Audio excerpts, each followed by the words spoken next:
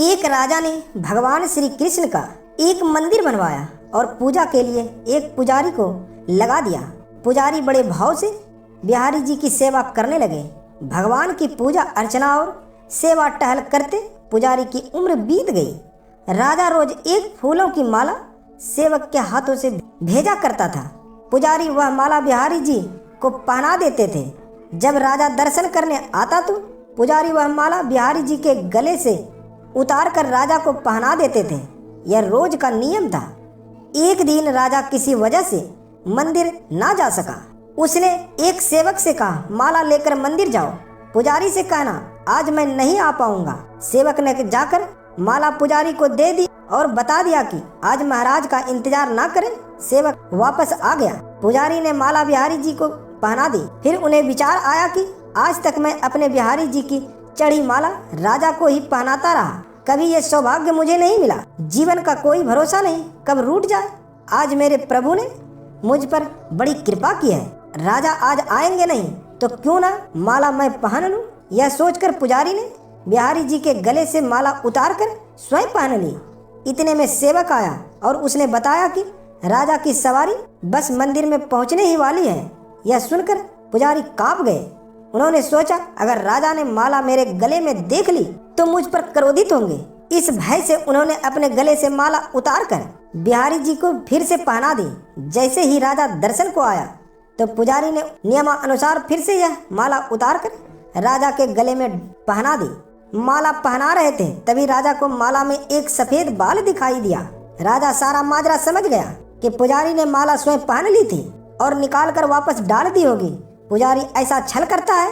यह सोचकर राजा को बहुत गुस्सा आया। उसने पुजारी जी से पूछा, पुजारी जी यह सफेद बाल किसका है। पुजारी जी को लगा कि अगर सच बोलता हूँ तो राजा दंड देंगे, इसलिए जान छुड़ाने के लिए पुजारी ने कहा, महाराज ये सफेद बाल तो बिहारी जी का है। अब तो राजा गुस्से से आग बबूला हो गया कि यह पुजारी झूठ पर झूठ बोले जा रहा है।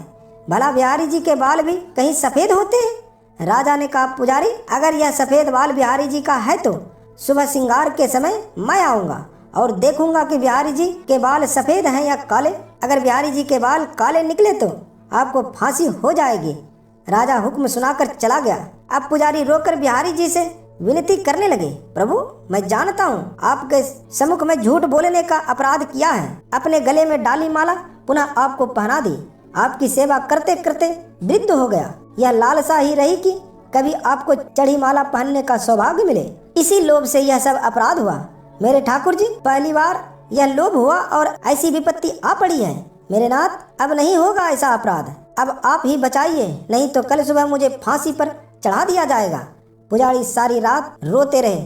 सुबह होते ही राजा मंदिर में आ गया। उसने कहा कि आज प्रभु का श्रृंगार वह स्वयं करेगा। इतना कहकर राजा ने जैसे ही मुकुट हटाया तो हैरान रह गया। बिहारी जी के सारे बाल सफेद थे। राजा को लगा पुजारी ने जान बचाने के लिए बिहारी जी के बाल रंग दिए होंगे। गुस्से से तमतमाते हुए उसने बाल की जांच करनी चाहिए, बाल असली है या नकली। ये समझने के लिए उसने जैसे ही बिहारी जी के बाल तोड़े, बिहारी जी के सिर से खून की धार बहने लगी। राजा ने प्रभु के चरण पकड़ लिए और क्षमा मांगने लगा। बिहारी जी की मूर्ति से आवाज आई, राजा तुमने आज तक मुझे केवल मूर्ति ही समझा, इसलिए आज से मैं तुम्हारे लिए मूर्ति ही हूँ। पुजारी जी मुझे साक्षात भगवान समझते हैं। उनकी श्रद्धा की लाज रखने के लिए आज मुझे अपने काले बाल सफेद करने पड़े। वो रक्त की धार भी बहानी पड़ी तुझे समझाने के लिए। कहते हैं समझो तो देव नहीं तो पत्थर, श्रद्धा हो तो उन्हीं पत्थरों में भगवान सो प्राण होकर भक्त से मिलने आ जाएंगे। श्री वृंदावन बाके बिहारी की जय जय।